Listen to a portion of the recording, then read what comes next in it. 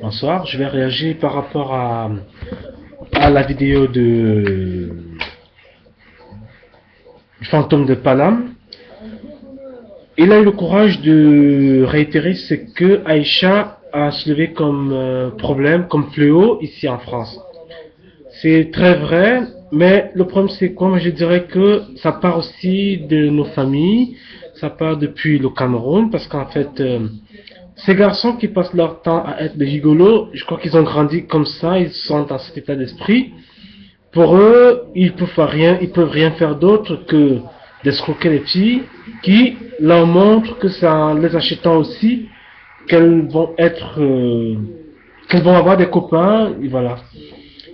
Donc, et aussi, il faudrait pas oublier que ces filles qui entretiennent ces gigolos euh, sont, entre guillemets, des réussites de leur famille parce que une maman qui a 6 enfants et qui, parmi les 6, n'a pas pu les éduquer et élever comme il faut, et une réussit à voyager et à arriver en Europe,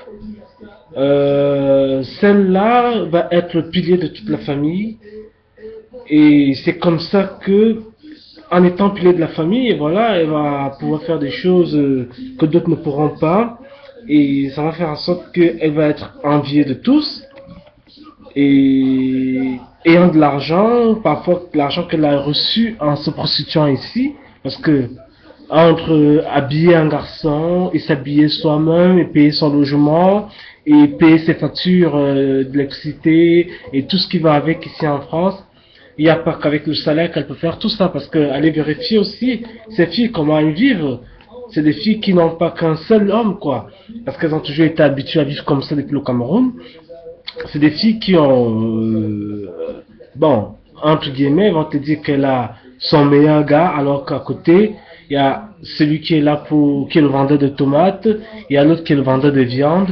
Et comme elles ont été habituées à vivre comme ça, c'est un peu cette manière de revivre et continuer à faire un peu cette vie-là. Et c'est pour là que même ce genre de filles, elles ne sont pas du tout dans le milieu européen, elles restent dans le milieu africain, dans le milieu camerounais en particulier, parce que tu vas les retrouver un peu partout. Ça va être Château d'eau, ça va être dans le 18e du côté de Marca des Poissonniers, ça va être dans le 17e à Brochamp. Donc, bref, pour moi, c'est vraiment un problème d'éducation.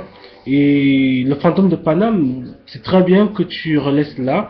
Bah, je fais partie de ceux qui décrit un peu cette attitude, parce que ça ternit l'image des Camerounais. Tous les Camerounais ne sont pas pareils. Donc voilà. Euh, je pense que Aïcha a vraiment eu la très bonne idée de mettre sur pied des fléaux, enfin, c'est même pas que c'est pas des fléaux, c'est un fléau qui mine un peu la société camerounaise. Et il n'y a pas que les Camerounais qui sont ici, même là-bas au Cameroun. Tu vas avoir une petite fille qui a 16 ans, elle connaît déjà ce que c'est que la valeur elle connaît la valeur de l'argent, elle te parle avec de l'argent, parce que si t'as pas d'argent, voilà. Et donc voilà, et je pense que c'est aussi un peu à nous de remettre des choses en place en essayant de donner des conseils à nos sœurs et à nos frères. Et même quand tu essaies de donner franchement les conseils à un de tes frères, il te dit laisse ça, dis donc, mon frère, tu veux trop montrer quoi à qui? Non, que veux-tu? Avec ça, t'as pas besoin de rester à côté de lui. Tu te dis que vous n'êtes pas du même milieu, vous n'êtes pas du même monde. Il va trouver que tu vas le snobber alors que tu ne le snobes pas.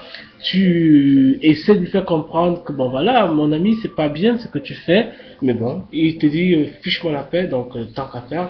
T'as pas besoin de rester en contact avec ce genre de personnes, et tu vas te mettre plutôt avec des gens qui ont une autre ouverture, qui ont une autre mentalité, qui ont une autre manière de concevoir et de percevoir la vie.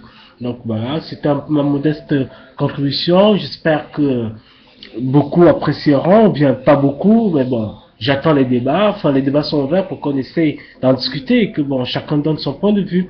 Tout cela sans méchanceté. Ok, salut, bonne soirée à vous.